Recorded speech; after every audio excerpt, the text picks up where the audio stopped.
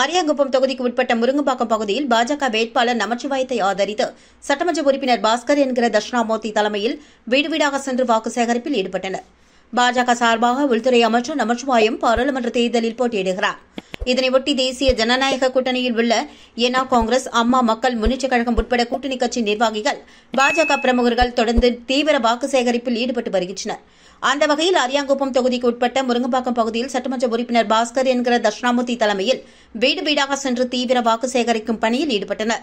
இதில் அரியாங்குப்பம் தொகுதி பொறுப்பாளர் ரவி, முருங்கம்பாக்கம் பாஸ்கர் மற்றும் பாஜக, என்ஆர் காங்கிரஸ் கூட்டணி கட்சி நிர்வாகிகள் உட்பட பலர் பங்கு பெற்றனர்.